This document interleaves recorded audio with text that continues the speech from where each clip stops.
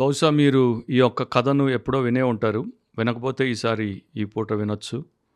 ఒక చక్రవర్తి ఉండేవాడు. ఎంపరర్.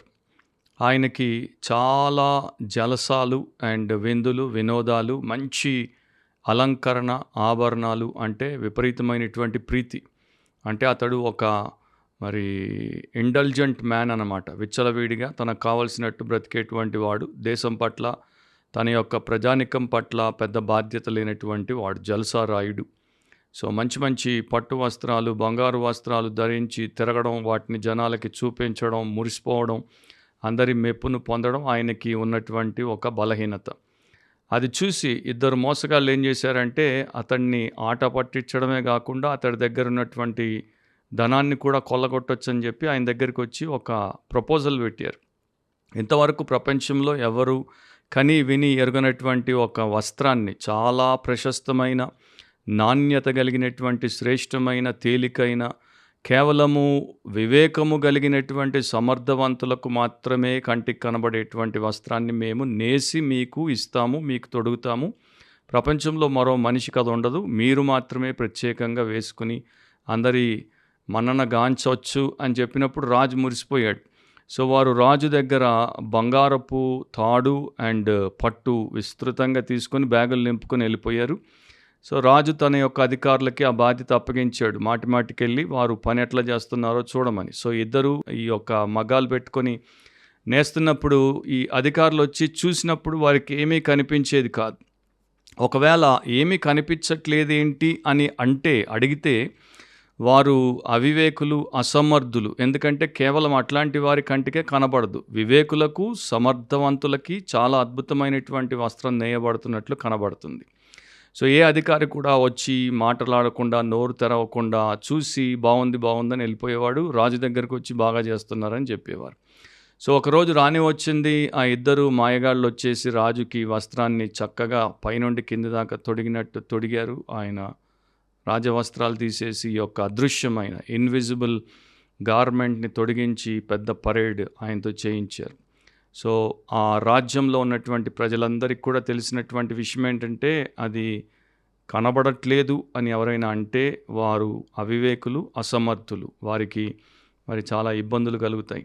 కనుక ఎవ్వరూ ఏమీ అనకుండా చప్పట్లు కొట్టి, కేరింతలు కొట్టి రాజుగారి వస్త్రాన్ని పోగొడుతున్నారు. కానీ చిన్నపిల్లలే కదా, వారు ఎప్పుడు అబద్ధాలు అండ్ మోసాలు చెయ్యరు, సత్యమే మాట్లాడతారు. ఒక చిన్న పిల్లవాడు దారి పొడుగున ఉన్న జనాల్లో తల్లితో నిలబడి చూస్తున్నప్పుడు సడన్గా రథం మీద రాజు కనపడగానే చిన్నపిల్లవాడు తల్లి గట్టిగా వినేటట్టు చేయి పట్టి లాగి అన్నాడు, అమ్మ ఏంటి రాజు వస్త్రాలు లేకుండా వచ్చాడు, రాజు వస్త్రాలు లేకుండా వచ్చాడు. ఆ మాట మరి కొందరి చెవిలో పడగానే వారు కూడా గుసగుసలు మొదలుపెట్టి ఆ గుసగుసల తర్వాత ఒక పెద్ద టామ్గా మారిపోయి రాజు చెవుల్లో పడింది. అందరూ రాజు వస్త్రాలు లేకుండా వచ్చాడు అని అనుకుంటున్నారు అని. సో ఒకరినిద్దరినంటే ఆయన పట్టుకొని వారిని శిక్షించవచ్చు. కానీ జనమంతా అనేసరికి రాజు కూడా నిజంగానా అని తెలుసుకున్నప్పుడు అప్పుడు అసలు మోసం బయటపడింది.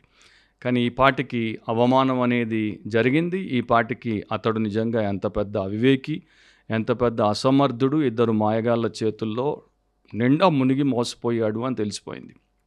ఇది ప్రపంచవ్యాప్తంగా చెప్పుకునేటువంటి ఒక ప్రముఖ కథ. The emperor has no clothes. చక్రవర్తికి వస్త్రాలు లేవు అనేటువంటి పేరు మీద చెప్పబడేటువంటి కథ అన్నమాట.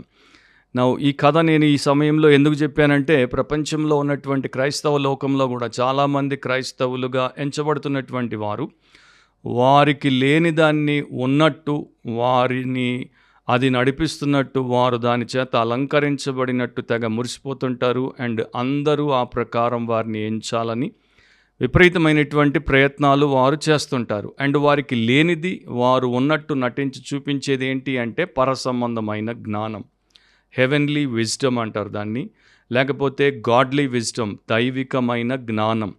ఈ భూ సంబంధమైనటువంటి జ్ఞానము వంటిది కాదు, కానీ దేవుడు మనకిచ్చేటువంటి పరిశుద్ధ జ్ఞానం. అది లేకుండానే ఉన్నట్టు చాలా ఎక్కువగా మరి పోజు పెట్టి మరి తర్వాత పతనానికి పోయేటువంటి వారే చాలామంది మనకు కనబడతారు. అలాంటి వారిలో మీరు కూడా ఒకవేళ బహుశా ఉన్నట్లయితే ఈరోజు సందేశం ద్వారా దేవుడు మిమ్మల్ని సంధించి సూటిగా మీకు సవాలును ఇవ్వబోతున్నాడు. కనుక జాగ్రత్తగా విని మేలు పొందుతారని ఆశిస్తున్నాను. బిబ్లికలీ స్పీకింగ్, వాక్యానుసారంగా మాట్లాడితే అనే క్రిస్టియన్ పాడ్కాస్ట్కి యేసుక్రీస్తు అత్యున్నత నామమున మీలో ప్రతి ఒక్కరికి శుభాలు అండ్ స్వాగతం. ప్రతి వారం మనము దేవుడి వాక్యం నుండి మన జీవానికి, భక్తికి, ఈ భూమి మీద మనం బ్రతికినంత కాలం ఆ రెండే మనకు ప్రాముఖ్యం. ఆ రెండిటికి కావలసినటువంటి పరసంబంధమైన జ్ఞానాన్ని పొందుకోవడానికి దేవుడిచ్చినటువంటి ఆధిక్యతను బట్టి ఆయన్ని స్తుతించి అండ్ మనము అవి నేర్చుకొని నడుచుకోవడానికి ప్రభు పరిశుద్ధాత్మ ద్వారా చేస్తున్న సహాయాన్ని బట్టి కూడా ఆయన కృతజ్ఞతలు చెల్లిస్తూ ఈరోజు మన ఎపిసోడ్లో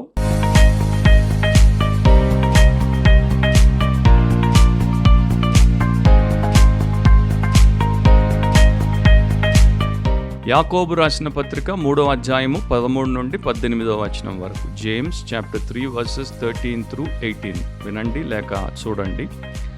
మీలో జ్ఞాన వివేకములు గలవాడెవడు? వాడు జ్ఞానముతో కూడిన సాత్వికము గలవాడై తన యోగ్య ప్రవర్తన వలన తన క్రియలను కనుపరచవలెను. అయితే మీ హృదయములలో సహింపనలవి కాని మత్సరమును వివాదమును ఉంచుకొనిన వారైతే అతిశయపడవద్దు. సత్యమునకు విరోధముగా అబద్ధమాడవద్దు. ఈ జ్ఞానము పైనుండి దిగి వచ్చున్నది కాక భూసంబంధమైనదియు ప్రకృతి సంబంధమైనదియు దయ్యముల జ్ఞానము వంటిదియునై ఉన్నది. ఏలయనగా మత్సరమును వివాదమును ఎక్కడ ఉండునో అక్కడ అల్లరియు ప్రతి నీచ కార్యమును ఉండును. అయితే పైనుండి వచ్చు జ్ఞానము మొట్టమొదట పవిత్రమైనది, తరువాత సమాధానకరమైనది, మృదువైనది, సులభముగా లోబడున్నది, కనికరముతోనూ మంచి ఫలములతోనూ నిండుకొనినది, పక్షపాతమైనను వేషధారణైనను లేనిదియునై ఉన్నది. నీతి ఫలము సమాధానము చేయు వారికి సమాధానమందు విత్తబడును. అదొక శ్రేష్టమైనటువంటి పాఠ్యభాగం. మెల్లగా ధ్యానపూర్వకంగా చదువుకొని సత్యాన్ని తెలుసుకుంటే చాలా గొప్ప మేలు పొందుతారు ఎవరైనా. నేను చాలా బ్రీఫ్గా దాంట్లో ఉన్నటువంటి ముఖ్య విషయాలు ఏంటో మీ ముందు పెట్టే ప్రయత్నము చేస్తాను. లోక సంబంధమైనటువంటి జ్ఞానము అండ్ పరసంబంధమైన దేవుడిచ్చేటువంటి జ్ఞానము రెండు కూడా ఎంతో పెద్ద వ్యత్యాసము కలిగినవి. లోక సంబంధమైనటువంటి జ్ఞానము పాపభూయిష్టమైనది అండ్ దేవుడిచ్చేటువంటి జ్ఞానము అది పరిశుద్ధమైనది. లోక సంబంధమైన జ్ఞానం మనుషులకు ఈ లోకంలో జీతం సంపాదించుకోవడానికి, ఈ లోకంలో నెగ్గుకుంటూ పోవడానికి ఉపయోగపడుతుందే తప్ప మరి దేనికి ఉపయోగపడదు. అది నాశనకరమైనది. కానీ పరసంబంధమైనటువంటి జ్ఞానము అది అత్యవసరమైనది, అది అనివార్యమైనది. అది లేకపోతే లోకంలో సమృద్ధి గల జీవం ఉండదు, తర్వాత నిత్య జీవము ఉండదు. అండ్ అది ఎగ్జాస్టివ్ అంటే సమగ్రమైనది లేక విస్తృతమైనది, అంతము లేనిది. అండ్ ఆ జ్ఞానము నిత్యమైనటువంటి జ్ఞానం. సో దైవ జ్ఞానం లేక పరసంబంధమైనటువంటి జ్ఞానం మనకి స్కూల్స్లో, కాలేజెస్లో, యూనివర్సిటీస్లో లేకపోతే ఆశ్రమాల్లో లభించదు. అది దేవుడు అనుగ్రహిస్తే లభించేటువంటి గొప్ప జ్ఞానం. అండ్ అది ఎట్లా వస్తుందో కూడా దేవుడి వాక్యం యాకోబు 1:5 ఆయన చెప్పాడు, మీలో ఎవరికైనాను జ్ఞానము కొదువుగా ఉన్న ఎడల అతడు దేవుని అడుగవలెను, అప్పుడు అది అతనికి అనుగ్రహింపబడను. ఆయన ఎవరిని గద్దింపక అందరికీ ధారాళముగా దయచేయువాడు. 1500 సంవత్సరాల క్రితము బిషప్ ఆఫ్ మిలాన్గా ప్రపంచ ప్రఖ్యాతిగాంచినటువంటి బిషప్ యాంబ్రోస్ ఇట్లా చెప్పారు, కోట్ చేస్తున్నాను. మనం జ్ఞానం గురించి మాట్లాడినప్పుడు క్రీస్తు గురించి మాట్లాడుతున్నాం. మనం గుణం గురించి మాట్లాడినప్పుడు క్రీస్తుని గురించి మాట్లాడుతున్నాం. మనం న్యాయం గురించి మాట్లాడినప్పుడు క్రీస్తుని గురించి మాట్లాడుతున్నాం. మనము సత్యమును, జీవమును, విమోచనను గూర్చి మాట్లాడినప్పుడు క్రీస్తును గూర్చి మాట్లాడుతున్నామని ఆయన చెప్పాడు. ఎందుకంటే వాక్యంలో ఏదైతే ఆయన నేర్చుకున్నాడో దాన్ని ఆయన బోధించాడు. అండ్ ఈయన మామూలు మనిషి కాదు. ఈయన ఒక బిబ్లికల్ ఎక్సిజీట్ అంటే బైబిల్ స్కాలరు, పొలిటికల్ థియరిస్ట్, రాజకీయ మేధావి, మాస్టర్ ఆఫ్ లాటిన్ ఎలక్వెన్స్, లాటిన్ భాషలోనే మరి పండితుడు, మ్యూజిషియన్, సంగీత విద్వాంసుడు, టీచర్, బోధకుడు. అన్ని రంగాల్లో కూడా ఆయన క్రీస్తును చూపించడానికి, క్రీస్తు ద్వారా అనేకులకు దీవెనను పంచడానికి జీవించాడు, చనిపోయాడు. సో ఈ యాకోబు రాసిన 3వ అధ్యాయం 13వ వచనంలో మీరు గమనిస్తే మీలో జ్ఞాన వివేకములు గలవాడెవడు ప్రశ్నిస్తున్నాడు. ఆ సంఘంలో ఉన్నటువంటి వారు, ఆ యేసునందు మాకు విశ్వాసం ఉంది, మేము విధేయులమని చెప్పుకునేటువంటి వారిని, వాడు జ్ఞానముతో కూడిన సాత్వికము గలవాడై తన యోగ్య ప్రవర్తన వలన తన క్రియలను కనపరచవలెను. సో ఇక్కడ గ్రహించాల్సినటువంటి సూత్రం ఏంటంటే, ప్రిన్సిపల్ ఏంటంటే, wisdom is not shown by certificates but by conduct. జ్ఞానం అనేది, దేవుడిచ్చే జ్ఞానం అనేది పత్రాల మీద మనకు కనిపించదు. అది మనిషి యొక్క ప్రవర్తనలో, ప్రతిదిన చర్యలో కనబడేటువంటి విషయం. Wisdom is not measured by degrees but by deeds అని కూడా ఒక ఆయన అన్నాడు. అంటే జ్ఞానము, దేవుడిచ్చే జ్ఞానము మనం యూనివర్సిటీలో పొందుకునేటువంటి డిగ్రీల చేత కొలవబడదు, కానీ మనం ప్రతిరోజు చేసేటువంటి క్రియల చేత అది కొలవబడుతుంది. నిజముగా దైవ జ్ఞానము కలిగినటువంటి వ్యక్తి ఎట్లా ఉంటాడంటే సాత్వికము గలవాడై ఉంటాడు, యోగ్య ప్రవర్తన గలవాడై ఉంటాడు, దేవుడు మెచ్చేటువంటి, దేవుడికి మహిమను తెచ్చేటువంటి క్రియలను నిత్యము చేసేటువంటి వ్యక్తిగా ఉంటాడు. సో ఎంత బాగా ఆలోచిస్తున్నాడు, ఎంత బాగా మాట్లాడుతున్నాడు అన్నది కాదు, కానీ ఎంత బాగా జీవిస్తున్నాడు, ఎంత మంచి యోగ్యమైన సాత్వికమైన ప్రవర్తన గలవాడు అన్నదే దైవజ్ఞానానికి నిదర్శనం. సో రియల్గా హెవెన్లీ విజ్డమ్తో ఉన్నటువంటి ఏ వ్యక్తి అయినా మీక్గా ఉంటాడు, అంటే సాత్వికంగా ఉంటాడు, హంబుల్గా ఉంటాడు, అంటే వినయంతో ఉంటాడు, అండ్ నిజమైనటువంటి దైవ భీతి భక్తి కలిగినటువంటి భక్తిపరుడిగా ఉంటాడు. యాకోబు 3వ అధ్యాయం ప్రారంభం నుండి చూస్తే నాలుక గురించి, మాటల గురించి మాట్లాడాడు. ఇప్పుడు ఇక్కడ మనము 13 నుండి 18 వరకు చూస్తే మనస్సు గురించి అండ్ ఆలోచనల గురించి, లేక అక్కడ ఉన్నటువంటి జ్ఞానము ఏదైతే మనిషిని నడిపిస్తుందో, నియంత్రిస్తుందో దాని గురించి మాట్లాడుతున్నాడు. సో జ్ఞానము కలిగినటువంటి వాడు తన నాలుకను నియంత్రిస్తాడు, అంత మాత్రమే కాదు తన నడవడిని కూడా నియంత్రిస్తాడు. సో టంగ్, టెంపర్ రెండు కూడా ఆ యొక్క జ్ఞానము కంట్రోల్ చేస్తుంది. అండ్ ఈ కంట్రోల్ లేనటువంటి వాడు భూ సంబంధి, వాడు పాపిష్టి మనిషి, వాడు ఎంత పెద్ద క్రైస్తవ విశ్వాసిని, భక్తుడను, ప్రార్థనా యోధుడను, ప్రసంగికుడను, అంతర్జాతీయ బోధకుడను అని ఉట్టి మాటలు అన్నీ మరి ఎన్ని రకాలుగా బొంకినా అంతా కూడా అబద్ధమని దేవుడు చెప్తున్నాడు. ఎందుకంటే దేవుడి వాక్యంలో ఆయన చెప్పిన సత్యమే సత్యం, మిగతా మనుషులు మాట్లాడేదంతా అబద్ధం. 14వ వచనాన్ని చూస్తే, అయితే మీ హృదయములలో సహింపనలవి కాని మత్సరమును వివాదమును ఉంచుకుని వారైతే అతిశయపడవద్దు, సత్యమునకు విరోధముగా అబద్ధమాడవద్దు అంటున్నాడు. ఇది ఒక మరి సవాల్తో కూడినటువంటి విషయం. ఒక ఇంగ్లీష్ వర్షన్లో ఇట్లా ఉంటుంది, but if you harbour bitter envy and selfish ambition in your hearts. Harbour అనేటువంటి పదము ఆంగ్ల పదం, ఆసక్తికరమైనటువంటి పదం. అది తెలుగులో మనకు అనువదిస్తే రేవు అని దాని యొక్క అర్థం. ఓడ రేవు. ఓడలన్నీ వచ్చి రేవు దగ్గర ఎట్లా నిలబడి ఉంటాయో, అక్కడ వాటి యొక్క లంగర్లు బిగించి అవి కదలకుండా ఉంటాయో, అదే ప్రకారం మనిషి యొక్క హృదయంలో ఎప్పుడైతే మనిషి హృదయం ఒక ఓడరేవుగా మారిపోయి అక్కడికి వచ్చి మత్సరము, వివాదము అనేటువంటి రెండు వికృత లక్షణాలు, గుణాలు నివాసం ఏర్పాటు చేసుకున్నాయి అనుకోండి, ఒక మనిషి తన హృదయంలో ప్రధానంగా మత్సరాన్ని అండ్ వివాదమును నివసించుటకు ఏర్పాటు చేసుకున్నాడు అనుకోండి, వాడు బొత్తిగా దైవ సంబంధి కాదు, వాడికి బొత్తిగా దైవ జ్ఞానము లేదు. వీరు దేవుడి సేవకులు అవ్వచ్చు, వీళ్ళు పాస్టర్లు, బిషప్లు అవ్వచ్చు, లేకపోతే కొత్తగా రక్షించబడిన క్రిస్టియన్ అవ్వచ్చు, లేకపోతే పాతబడిపోయినటువంటి క్రిస్టియన్ అవ్వచ్చు. బిట్టర్ ఎన్వీ, లేకపోతే జెలసీ, లేకపోతే సెల్ఫిష్ అంబిషన్, లేకపోతే స్ట్రైఫ్, ఇవి ఏ మనిషిలో ఉంటాయో ఆ మనిషికి దైవ జ్ఞానం, పరలోక జ్ఞానం బొత్తిగా లేదు అని దేవుడు చెప్తున్నాడు. నా సెల్ఫిష్ అంబిషన్ లేకపోతే స్ట్రైఫ్, వివాదము అని తెలుగులో అనువదించబడినటువంటి పదానికి గ్రీక్లో వాడబడిన పదాన్ని యొక్క యాక్చువల్ మీనింగ్ ఏంటంటే టు స్పిన్ వూల్, ఉన్నిని అల్లుట, ఉన్నిని నేయుట. ఒక నేతగాడు ఉన్నిని ఎందుకు నేస్తాడు? ఎందుకంటే లాభం వస్తుంది కనుక. సో ఈ మనిషి యొక్క ఆలోచన అంతా ఏంటంటే నాకు ఏ రకమైనటువంటి లాభము ఎందులో కలుగుతుంది. సో అతడు దేవుడి మహిమ గురించి ఆలోచించాడు, ఇతరుల మేలు గురించి ఆలోచించాడు. కనుకనే సెల్ఫిష్ అంబిషన్ అంటే స్వార్థపరుడిగా, వృధా అతిశయంతో నిండబడినటువంటి వ్యక్తిగా ఉంటాడు. అట్లాంటి వాడికి తప్పకుండా బిట్టర్ ఎన్వీ ఉంటుంది. అంటే ఎవరిని చూసినా పోటీదారుడిగా చూస్తాడు, కాంపిటీటర్గా చూస్తాడు, పోల్చుకుంటాడు, కంపీట్ చేస్తాడు, పోటీ పడతాడు. కనుక వారి మీద ఇక రాగద్వేషాలు, ఈర్ష్య, అసూయలన్నీ కూడా కలిగిపోతాయి. సో ఇట్లాంటి మనుషులు క్రిస్టియానిటీలో కోకొల్లలు, పుల్పిట్లో ఉన్నారు అండ్ ప్యూస్లో ఉన్నారు. వీళ్ళు మనకేమి చూపిస్తున్నారు? వీళ్ళకి బొత్తిగా దేవుడి జ్ఞానం, పర సంబంధమైనటువంటి ప్రభు జ్ఞానము లేదు. వీళ్ళింకా లోక సంబంధులే.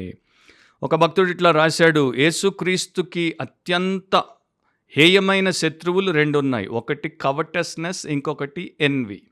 ఒకటి లోభత్వము, రెండవది ఈర్ష్య. లోభత్వం అనేది ఆయన్ని అమ్మేసింది, ఈర్ష్య అనేది ఆయన్ని సిలువకు అప్పగించింది.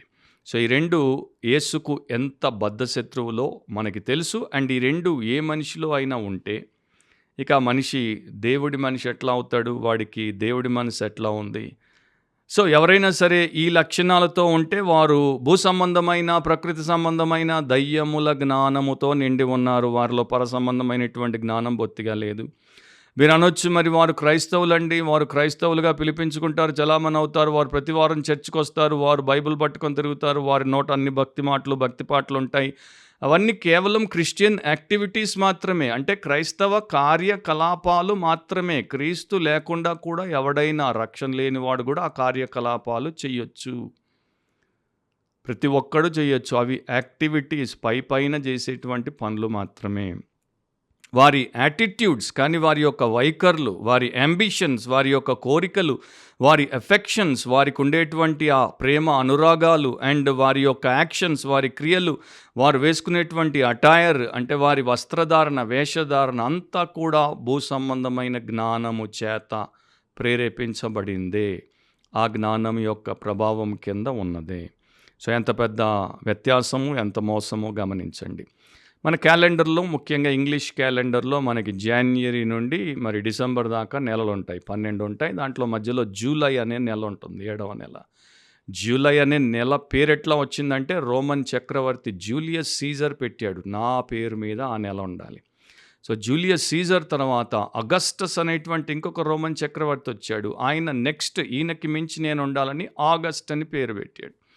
కానీ జూలైకి 31 రోజులు ఉన్నాయి. ఆ టైంలో క్యాలెండర్ తయారు చేసినప్పుడు ఆగస్టుకి 30 రోజులే ఉన్నాయి. సో అగస్టస్కి నచ్చలేదు, ఆయన కన్నా ఒక రోజు తక్కువ ఉండడం ఏంటి, ఆయన కన్నా నేను తక్కువగా ఉండడం ఏంటి అని చెప్పి ఏం చేశాడంటే, ఫిబ్రవరిలో ఉన్నటువంటి ఒక రోజును తెచ్చుకొని ఆగస్టులో పెట్టుకున్నాడు. అందుకనే మనకి ఆగస్ట్ 31 ఉంటుంది, ఫిబ్రవరిలో ఒక రోజు తగ్గిపోతుంది. సో ఇద్దరు చక్రవర్తులే, ఇద్దరు ప్రపంచాన్ని మరి పరిపాలించిన వాళ్ళే. కానీ ఇద్దరు చూడండి, మత్సరము, వివాదముతో నిండుకున్నటువంటి మనుషులు. ఇద్దరు క్రైస్తవులు కారు, ఇద్దరు కిరాతకులే.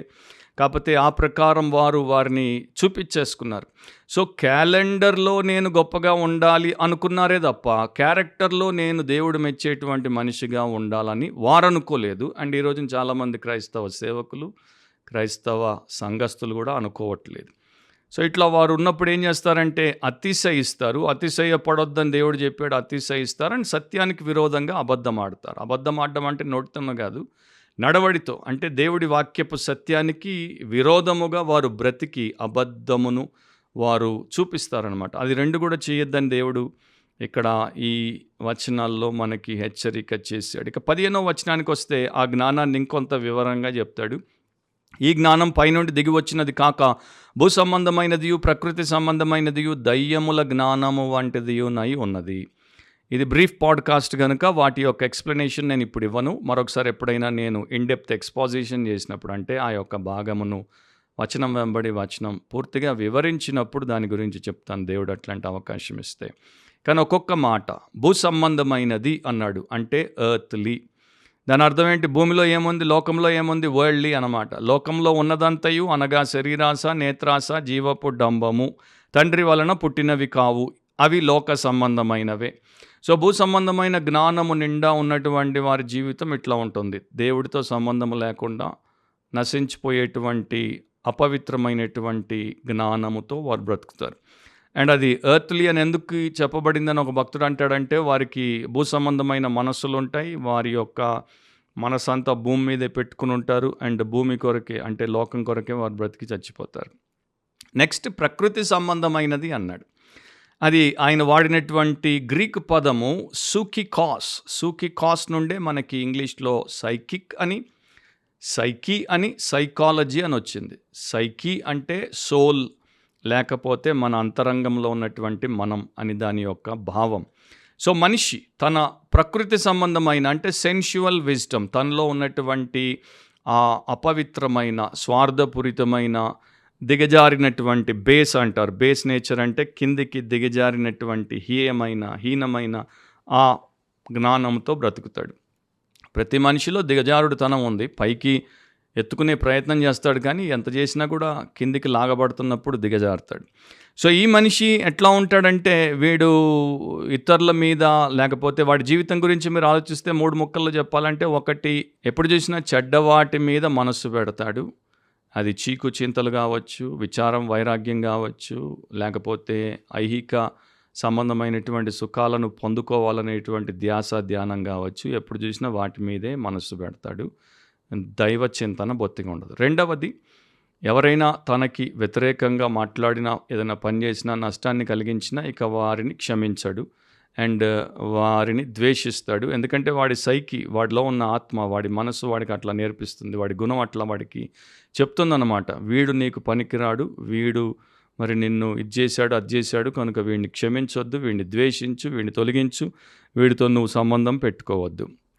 మూడవది, వాడిలో ఉండేటువంటి విషయం ఏంటంటే, వాడి తప్పును వాడు ఒప్పుకోడు. వాడి తప్పుకు ఏ సాకును వాడాలా, ఏ కారణం చూపాలా, ఏ రకంగా సమర్థించుకోవాలా, ఎవరి మీదకి నెట్టేయాలా, వేరే దానిని, అంటే అది పరిస్థితి కావచ్చు, లేకపోతే ఓ విషయం కావచ్చు, లేకపోతే ఓ వ్యక్తి కావచ్చు, సమాజం కావచ్చు, సంఘం కావచ్చు, దేని మీద దాన్ని బ్లేమ్ చేసేయాలా, నా మీద నుండి దాన్ని దులిపేసుకోవాలా అని చూసుకుంటాడు. ఈ లక్షణాలు ఉన్నవారు ఎవరు కూడా పరసంబంధమైన జ్ఞానము కలిగిన వారు కారు.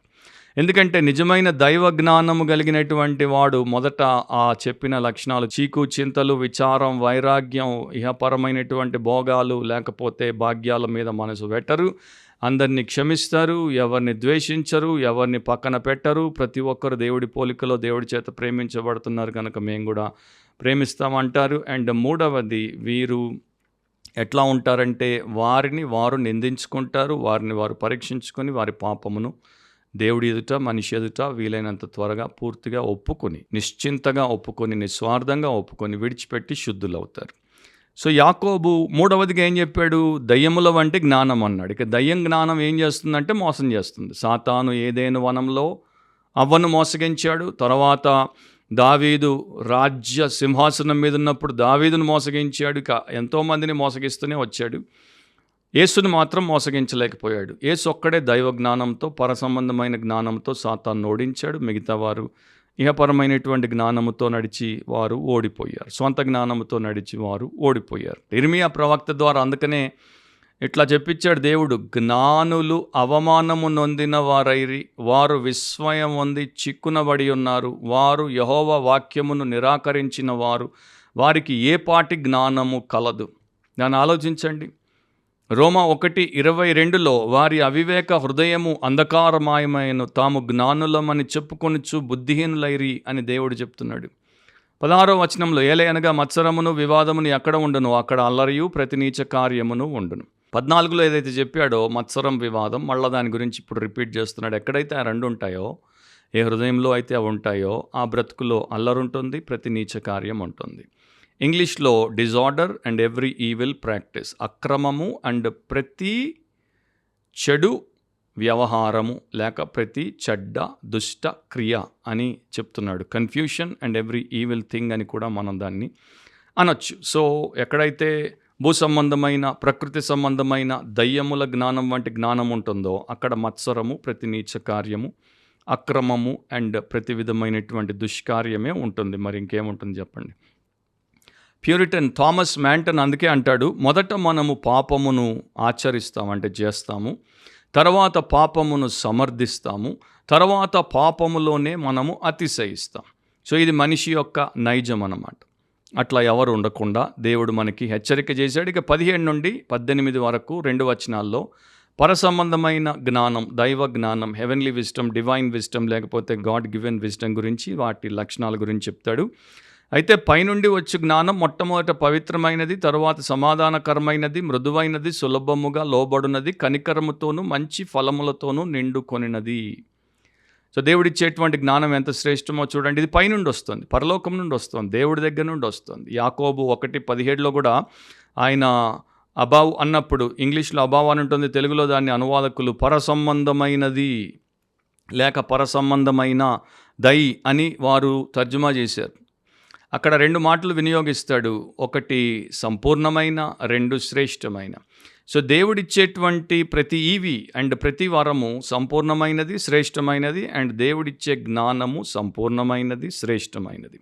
సో విజ్డమ్ అనేది దేవుడి యొక్క వరం గనుక, దేవుడిచ్చే ఒక గిఫ్ట్ గనుక అది చాలా అందమైనటువంటి లక్షణములు కలిగినటువంటిదిగా కనబడుతుంది. నిజం చెప్పాలంటే ఈ లక్షణాలన్నీ కూడా మన ప్రభువైన యేసుక్రీస్తులో కనబడతాయి. సో ఆయనే మనకి జ్ఞానం అని బైబిల్ మనకి చెప్తోంది కనుక ఆయన వలె మనము మారతాం. ఆయన జీవిత లక్షణాలు మనలో ఉంటాయి. ఆయన హృదయ తత్వం మనలో ఉంటుంది. అంటే ఆయన యొక్క హార్ట్, యాటిట్యూడ్, ఫిలాసఫీ మనలో ఉంటుంది. మొదట పవిత్రమైనది అన్నాడు. పవిత్రమైనదంటే స్వచ్ఛమైనది, శుభ్రమైనది, ఏ రకమైనటువంటి మైల లేనటువంటిది అండ్ పరిశుద్ధమైనటువంటిది, కల్తీ లేనటువంటిది. యాకోబు 1:27 ఇట్లా రాశాడు ఆయన, తండ్రి అయిన దేవుని ఎదుట పవిత్రమును నిష్కలంకమునైన భక్తి ఏదనగా దిక్కులేని పిల్లలను విధవరాండ్రను వారి ఇబ్బందిలో పరామర్శించుటయు ఇహలోక మాలిన్యము తన కంటకుండా తను తాను కాపాడుకొనుటయునే. సో ఎవరికైతే పరసంబంధమైన జ్ఞానం ఉంటుందో వాడు ఇహలోక మాలిన్యము తన కంటకుండా తను తాను కాపాడుకుంటాడు. అండ్ తండ్రి అయిన దేవుని ఎదుట పవిత్రమైన నిష్కలంకమైన భక్తిని కలిగి బ్రతుకుతాడు. ఇది ఫస్ట్ లక్షణం ఆ జ్ఞానంలో ఉండేది. సో ప్యూర్ అండ్ డిజైర్, కోరికల్లో పవిత్రంగా ఉంటారు. ప్యూర్ అండ్ డివోషన్, భక్తిలో పవిత్రంగా ఉంటారు. Pure and duty for God, దేవుడి కోసం వారు చేసే ప్రతి సేవలో పవిత్రంగా ఉంటారు. రెండవది పీసబుల్ అన్నాడు, సమాధానకరమైనది. ఎక్కడ పవిత్రత ఉంటుందో అక్కడ సమాధానం ఉంటుంది. పాపం ఉన్న చోట సమాధానం ఉండదు. దుష్టత్వానికి సమాధానానికి సంబంధం లేదు. Wickedness and peace cannot dwell together. Righteousness and peace alone can dwell together. So ఈ సమాధానం అనేది ఎప్పుడు కూడా పవిత్రతను వెంబడిస్తూ ఉంటుంది. ఎవరైతే సమాధానమును ప్రేమిస్తారో, ఎవరైతే సమాధానమును ప్రకటిస్తారో, ఎవరైతే సమాధానమును పెంపొందిస్తారో, ఎవరైతే గొడవలకు దిగరో, ఎవరైతే చీటికి మాటికి ప్రతి ఒక్కరితో కయ్యం పెట్టుకోరో, అట్లా మరి కయ్యపు కోళ్ళలాగా ఉండరో, అంటే ఫైటింగ్ కాక్స్ అంటారు, అట్లా ఉండరో, అట్లాంటి వారు దైవ జ్ఞానముతో ఉన్నారు. సో ఇక్కడ మనం చూసేది ఏంటంటే ఎక్కడైతే సమాధానం ఉందో దాన్ని వారు ప్రిజర్వ్ చేస్తారు, కాపాడుతారు. ఎక్కడైతే సమాధానం లేదో, ఎవరి దగ్గరైనా, ఎవరి మధ్యలో అయినా, ఎక్కడైనా సమాధానం లేకపోతే అక్కడ వారు దాన్ని సృష్టిస్తారు, క్రియేట్ చేస్తారు. సో వీరు ఎట్టి పరిస్థితుల్లో సమాధానము నెలకొల్పుతారు. ఎందుకంటే యేసుప్రభు సమాధానకర్తయగు అధిపతి అండ్ వీరు ఆయన శిష్యులు, ఆయన యొక్క బానిసలు, దాసులు. సో నాలుక నియంత్రణలో ఉంది అంటే మనస్సు జ్ఞానముతో ఉంది కనుక దాన్ని నియంత్రిస్తుంది. సో ఏ మనిషికైతే దైవ జ్ఞానం ఉంటుందో ఆ మనిషి చెడు ఆలోచించడు, చెడు పలకడు. సో అతడు ఇతరులతో గొడవపడేటువంటి అవకాశాలు రావు. ఇతరులు అతనితో గొడవపడవచ్చు. యేసు ప్రభుతో వచ్చి పరిసయ్యులు, శాస్త్రులు, సద్దుకయ్యులు అందరూ గొడవకి దిగొచ్చారు, కానీ ఆయన గొడవపడ్డు. సో అట్లా మరి ఈ మనుషులు వారి జీవితాన్ని చక్కగా నియంత్రించుకొని జీవిస్తారు. మూడవది ఏంటి? మృదువైనది, జెంటిల్ అన్నాడు. మృదువైనది లేక సాత్వికమైనది లేక మరి చాలా మెత్తనిది అని దాని యొక్క అర్థం. మరి యేసు ప్రభు ఒక తోడేలతో లేకపోతే మరి ఒక దున్నపోతుతో తన శిష్యులను పోల్చలేదు, మేకలతో కూడా పోల్చలేదు, గొర్రెతో పోల్చాడు. గొర్రె పిల్లతో ఆయన పోల్చబడ్డాడు. ఇదిగో లోక పాపమును మోసుకొని పోవు దేవుని గొర్రెపిల్ల. సో ల్యాంబ్ ఆయన గొర్రెపిల్ల, ఆయన్ని వెంబడించే మనము కూడా నిజమైన విశ్వాసులమైతే, అట్లాంటి జ్ఞానంతో మనం ఉంటే మనం కూడా గొర్రెల్లాగా, గొర్రెపిల్లల్లాగా సాత్వికులముగా, మృదువుగా, మెత్తగా ఉండేటువంటి వారంగా ఉంటాం. సో ఆ జ్ఞానం మనల్ని అట్లా తయారు చేస్తుంది. ఒకప్పుడు కోటకులుగా ఉండుండొచ్చు, కిరాతకులుగా ఉండుండొచ్చు, కానీ ఇప్పుడు ఇట్లా మారిపోతారు. ఫిలిప్పీ 4:5 పౌలు అందుకే రాశాడు, మీ సహనమును, అదే మాట అన్నమాట, జెంటల్ లేకపోతే మోడరేట్, మీ మోడరేషన్ని సకల జనులకు తెలియబడనీయుడి, ప్రభు సమీపముగా ఉన్నాడు. సో వీరు మృదువైన మనుషులుగా ఉంటారు. సబ్మిసివ్, సులభముగా లోబడునది అంటాడు నెక్స్ట్ లక్షణం పర సంబంధమైన జ్ఞానంలో. అంటే దాని అర్థం టీచబుల్ స్పిరిట్, నేర్పిస్తే నేర్చుకునే లక్షణం కలిగినటువంటి వారు. మనము డిసైపుల్స్ అంటే మనం విద్యార్థులం, మనం ప్యూపిల్స్ అంటే మనము శిష్యులం, నేర్చుకునేవారం. సో మనకి దేవుడు నేర్పించే దైవిక సత్యాలు, జీవన సంబంధమైన సత్యాలు, మన గుణాన్ని తీర్చిదిద్దుటకు ఆయన ఇచ్చేటువంటి పారమార్థిక సత్యాలు మనం నేర్చుకోవాలి. నాకు అంతా తెలుసు, నాకు నువ్వు నేర్పేది ఏమీ లేదు అన్నవాడు భూ సంబంధే, దయ్యముల సంబంధే, ప్రకృతి సంబంధే, వాడు పరసంబంధి కాడు. కానీ పరసంబంధి ఎప్పుడు కూడా తగ్గింపుతో ఉంటాడు. నాకు దేవా నేర్పించంటాడు, వారి సంఘంలో నేర్పిస్తుంటే నేర్చుకుంటాడు, భక్తి పరిపక్వత గల వారు నేర్పిస్తే నేర్చుకుంటాడు, నడుచుకుంటాడు. గర్వము నేర్చుకోనివ్వదు, వినయము నేర్చుకునేటట్టు చేస్తుంది. అమెరికన్ ప్రెసిడెంట్ అబ్రహాం లింకన్ జీవితంలో ఇది ఆయన రుజువు చేసి చూపించాడు. ఆయన ఒకసారి ఒక రాజకీయ నాయకుడిని సంతోషపరచడానికి ఆయన కోరిక మేరకు అమెరికాలో ఉన్నటువంటి సైన్యంలోని కొన్ని రెజిమెంట్లను ఒక ప్రాంతం నుండి ఇంకొక ప్రాంతానికి ట్రాన్స్ఫర్ చేసి లెటర్ని ఆయన ఇచ్చాడు. ప్రెసిడెంట్ ఆఫ్ అమెరికా ఆయన ఇష్టం. కానీ సెక్రటరీ ఆఫ్ వార్ అంటే ఈ యొక్క సైన్యానికి అధికారిగా ఉన్నటువంటి ఎడ్విన్ స్టాంటన్ ఆ ఉత్తరం తీసుకొని దాన్ని డస్ట్బిన్లో పారేసి ఈయన ఆయన కింద పనివాడు Edwin Staunton president Abraham Lincoln కింద పనిచేసి జీతం తీసుకునేటువంటి వ్యక్తి అయినా కూడా ఆయన ఏం చేశాడంటే దేశక్షేమం కొరకు ప్రెసిడెంట్ ఆర్డర్ని పక్కన తుక్కులో వాడేసి ప్రెసిడెంట్కి బుద్ధి లేదు, మూర్ఖుడు, ఇట్లాంటి ఆలోచన చేసి ఆర్డర్ ఇచ్చాడు అన్నాడు. ఎంతసేపు వెంటనే ప్రెసిడెంట్కి వచ్చి చెప్పేశారు, మీ సెక్రటరీ ఆఫ్ వార్ ఇట్లా అంటున్నాడు, మిమ్మల్ని తిడుతున్నాడని.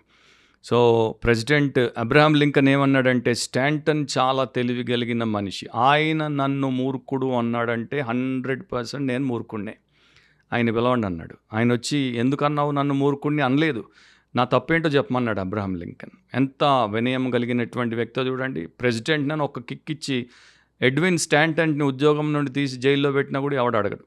కానీ అబ్రహాం లింకన్ ఇప్పటిదాకా అమెరికాకి ఒక్క ప్రెసిడెంట్ లేనంత గొప్ప ప్రెసిడెంట్ ఎందుకు అయ్యాడంటే ఈ లక్షణం ఉంది కనుకనే. సో స్టాంటన్ వచ్చి చెప్పాడు, ఇట్లా తప్పు, దేశానికి ఇది చాలా నష్టము, హానికరం అనగానే వెంటనే ఆర్డర్ని ఆయన తీసి ముందున్నట్టుగానే రెజిమెంట్లను అక్కడే పెట్టి స్టాంటన్ని ఇంకా ప్రమోట్ చేశాడు. సో అది దేవుడి జ్ఞానము కలిగినటువంటి వారు అందరి క్షేమం కొరకు ఆలోచించి తమ గొప్పతనం, తమ అహం, తమ మదం, తమ క్రోధం అన్నిటిని కాలరాచి దేవుణ్ణి మయంపరిచి మనుషులకు మేలు చేసేవారిగా ఉంటారు. అట్లాంటి వారికి పరసంబంధమైన జ్ఞానం ఉంది. ఈ రోజున అట్లాంటి వారు మన సేవకుల్లో మనకు బొత్తిగా కనపడకుండా పోతున్నారు, మన సంఘాల్లో మనకి బొత్తుగా కనపడకుండా పోతున్నారు. ఎవరిని మనం ఏమీ అనలేం.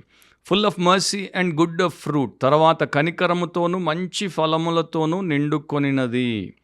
సో కనికరము, మంచి ఫలములు, ఈ రెండు కూడా యాకోబు పత్రిక 5 అధ్యాయాలు ఉంటాయి. మీరు నింపాదిగా చదవండి. ఎక్కడెక్కడ కనికరం అవసరమో, ఎక్కడెక్కడ మంచి ఫలాలు దేవుడిస్తాడో మీకు కనబడుతుంది. ఒకటి నేను ఉదాహరణకి యాకోబు 1:27లో దిక్కులేని పిల్లలను, విధవరాండ్రను వారి ఇబ్బందిలో పరామర్శించుట తండ్రి అయిన దేవుడి ఎదుట పవిత్రము నిష్కలంకమునైన భక్తి అన్నాడు.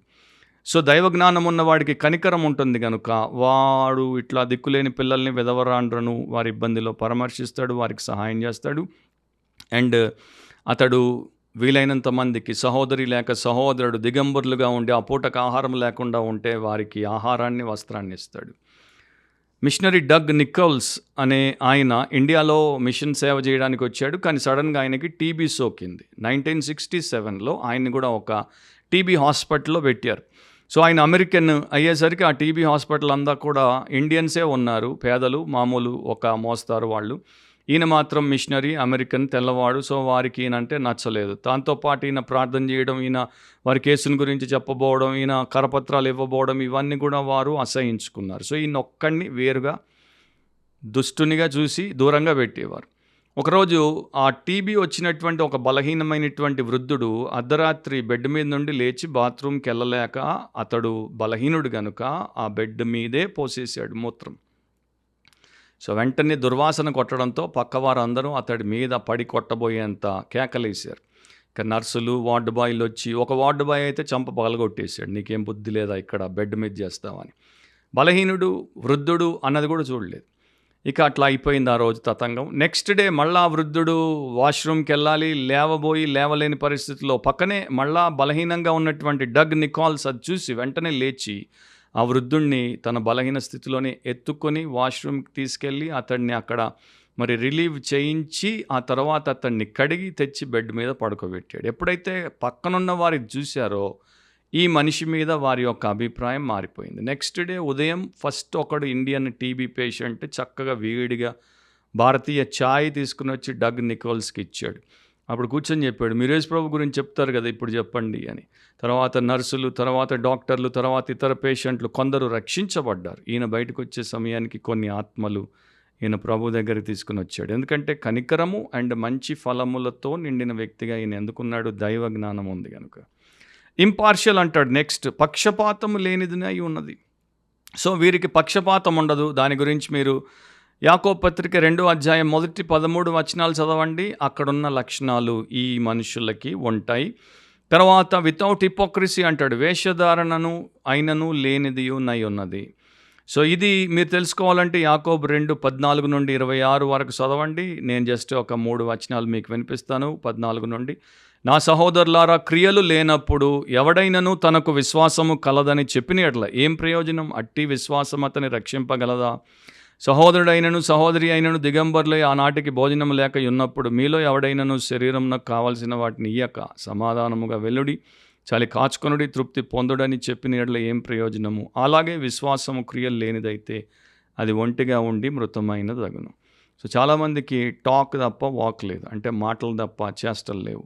క్రియలు లేని విశ్వాసం మృతం అని ఇక్కడ చెప్పాడు. ఇక 18వ వచనానికి మీరు వస్తే, నీతి ఫలము సమాధానము చేయు వారికి సమాధానమందు విత్తబడును.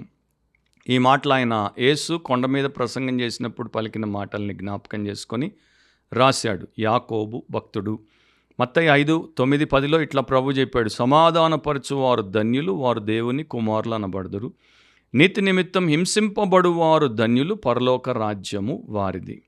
సో యాకోబు ఏం కోరుకుంటున్నాడు? సంఘంలో నీతి ఉండాలి, అండ్ సంఘంలో సమాధానం ఉండాలి, అండ్ సంఘంలో అందరూ దైవిక నీతితో నడుచుకుంటే సంఘంలో అందరితో సమాధానమే ఉంటుంది.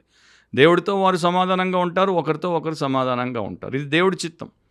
అదే యాకోబు పత్రికలో ఎంతో అద్భుతంగా రాస్తున్నాడు. 1:20 అందుకే అంటాడు, నరుని కోపము దేవుని నీతిని నెరవేర్చదు. నువ్వు కోపోద్రేకిగా ఉండుట దేవుడి చిత్తము కాదు. సో అలా మీరు ధ్యానించండి. చక్కని సత్యాలు యాకోబు పత్రికలో మనకు నేర్పిస్తాడు. అండ్ 3వ అధ్యాయం ప్రారంభంలో ఏమన్నాడు? మీలో అనేకులు బోధకులై ఉండొద్దు అన్నాడు. ఎందుకంటే బోధకులకు 2 తీర్పు ఉంటుంది అన్నాడు. నాలుక గురించి, దాని మీద మనిషికి లేని నియంత్రణ గురించి హెచ్చరికలు చేశాడు. తర్వాత ఇప్పుడు జ్ఞానం గురించి మాట్లాడాడు. So teaching 3rd chapter of జేమ్స్లో మనకు కనబడేటువంటి వాక్య సత్యం. సో రెండింటిని కూడా ఎంత చక్కగా ఎండ్ చేస్తాడంటే, ఆ టీచర్ మంచి నీతిగల సమాధానము గల టీచర్ అయితే అతడు నీతి ఫలమును సంఘానికి విత్తుతాడు. అండ్ అతని టీచింగ్ సమాధానకరమైనటువంటి ఫలమును తీసుకొని వస్తుంది. దైవ చిత్తం నెరవేరుతుంది. దైవ చిత్తం నెరవేరాలి, దేవుడికి మహిమ రావాలి, సంఘానికి క్షేమం కలగాలి, లోకానికి రక్షణ రావాలి అంటే పరలోక సంబంధమైన జ్ఞానం, హెవెన్లీ విజ్డమ్తోనే సాధ్యం. సేవకులకి కృత్రిమము అండ్ కిరాతకాలు ఎక్కువైపోతున్నాయి ప్రపంచంలో. అంటే ఆర్టిఫిషియాలిటీ అండ్ డూప్లికేసీ, ఫేకింగ్ ఎక్కువైపోతున్నాయి. ఎంతోమంది బట్టబయలైపోతున్నారు. అట్లాగే చర్చ్ మెంబర్స్ కూడా కృత్రిమము, కిరాతకాలు ఎక్కువగా మనకు కంటబడుతున్నాయి. కారణం ఏంటంటే మత్సరము, వివాదాలు ఎక్కడుంటాయో అక్కడ ఇవే ఉంటాయి. సో వారికి దైవజ్ఞానం లేదు, వారు దైవ సంబంధులు కారు. ఇప్పటికీ మించిపోయింది లేదు. మీరు అట్లాంటి వారైతే పాపం ఒప్పుకోండి, ప్రభు పాదాలు పట్టుకోండి, నిజంగా మీ హృదయం చించి అక్కడ వేయండి, ఆయన్ని క్షమించమని అడగండి, ఆయన రక్తంలో కడగబడండి, శుద్ధి చేయబడండి, నూతన హృదయం పొందండి, నూతన సృష్టిగా మారండి, నవీన జీవాన్ని జీవించండి. దైవ జ్ఞానంతో మీరు, మీ కుటుంబం, మీ సంఘం, మీ సమాజం మేలు పొందినట్లు, దేవుడికి మహిమ కలిగినట్లు మారండి. మరొకసారి బిబ్లికలీ స్పీకింగ్, వాక్యానుసారంగా మాట్లాడితే అనే క్రిస్టియన్ పాడ్కాస్ట్లో దేవుడు మనల్ని కలిపేంత వరకు దేవుడు మీకు, మీ కుటుంబానికి, మీ సంఘానికి అలాంటి తన కృపనిచ్చి కార్యము చేసి మహిమ పొందునుగాక. ఆమేన్. God bless you all. See you soon. Amen.